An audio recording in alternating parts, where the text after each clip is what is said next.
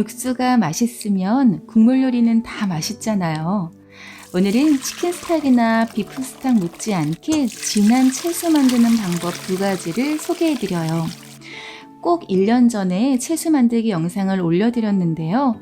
그때는 스프를 위한 채소, 서양 요리를 위한 채소였다면 오늘은 한국적인 요리, 국이라든지 따뜻한 국수라든지 볶음 요리, 찜 요리에 필요한 한국적인 모든 요리에 들어가는 기본 채소를 소개해 드릴게요.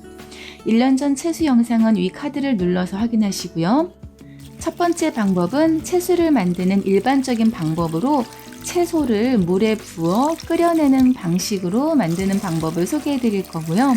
두 번째 방법으로는 채소의 맛을 더 끌어내기 위해 오븐에 구워서 사용하는 방법을 알려드리도록 할게요.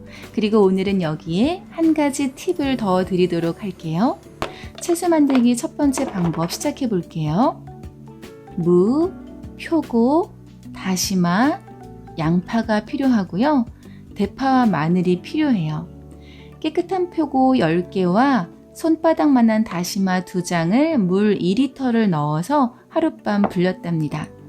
냄비에 불린 표고와 다시마를 물과 함께 그대로 넣어주세요. 채소에 물을 넣으면 시원한 맛을 내죠. 중간 사이즈 무 반 개는 큼직하게 썰어서 넣어주고요. 양파는 2개. 양파도 큼직하게 썰어서 넣어주는데요. 양파를 물에 넣고 푹 우려내면 달달한 감칠맛이 우러나오잖아요. 영양성분이 많은 양파의 깨끗한 안쪽 껍질도 썰어서 함께 넣어주시고요. 무, 표, 다, 양 외에 마늘은 반으로 잘라서 겉 껍질만 살짝 벗기고 넣어주시면 되겠어요. 그리고 여기에 대파, 수염이 참 예쁘죠? 대파도 큼직하게 썰어서 넣어주세요.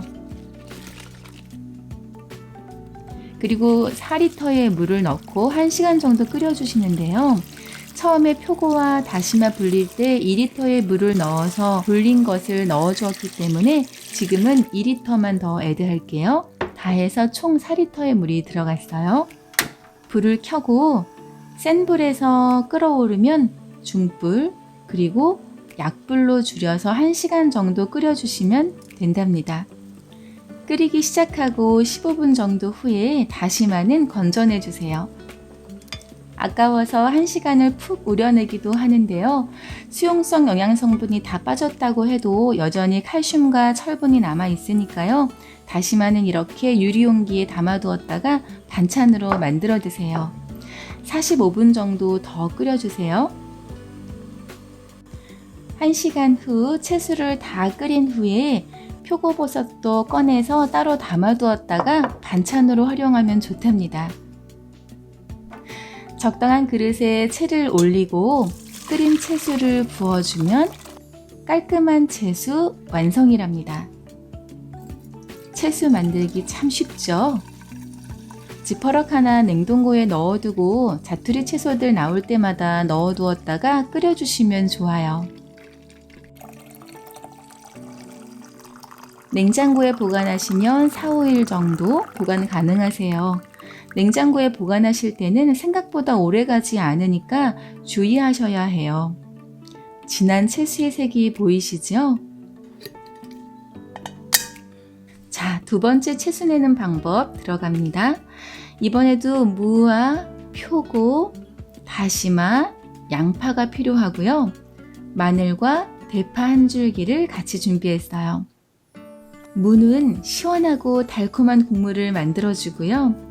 천연 조미료라고 불리는 표고버섯, 비타민 D가 풍부하고 감칠맛을 내죠. 다시마도 준비하고요. 양파는 2개.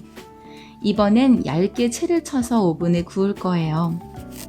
무를 반으로 잘라서 채를 쳐주세요.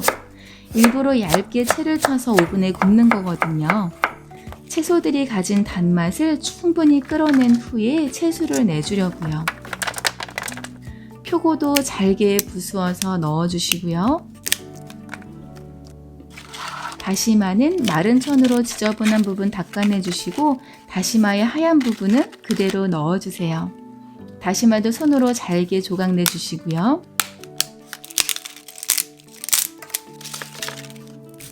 양파를 비롯한 채소들의 영양성분이 껍질에 많다고 하잖아요. 그치만 다 넣으면 맛을 좀 해칠 수도 있으니까요. 깨끗한 속껍질 정도 넣어주시면 되겠어요. 양파와 같이 당이 풍부하게 들어있는 채소를 오븐에 충분히 구워주면 설탕을 직접 넣는 것보다 더 자연스럽고 깊은 단맛을 낼 수 있거든요. 얇게 썰어서 넣어주세요. 껍질은 한번 씻어서 넣어주시고요. 대파도 썰어서 넣고 마늘도 반으로 잘라서 또 조각으로 내서 넣어주세요. 잘게 부수고 자른 채소들을 베이킹팬에 올리고 이렇게 오븐에 구우면 되는데요. 저는 여기에 베지터블 오일을 한 큰술 뿌려서 구울 거예요. 오일을 뿌려서 구우면 치킨 스탁이나 비프 스탁 못지않은 베지 스탁을 만들 수 있거든요. 오븐에 들어갑니다. 350도 기본 온도에서 1시간 구워주세요. 1시간이 훌쩍 지났네요. 구워진 채소의 향이 정말 어마어마해요. 이대로 그냥 먹으면 어떨까 싶을 정도로요. 바삭바삭한 양파 껍질과 다시마에서 낙엽 스치는 소리가 나네요. 무와 양파가 구워져서 달큰한 향이 나고요. 여기에 표고버섯과 다시마의 구수한 향까지 어우러져서 틀림없이 맛있는 채소가 될 것 같아요.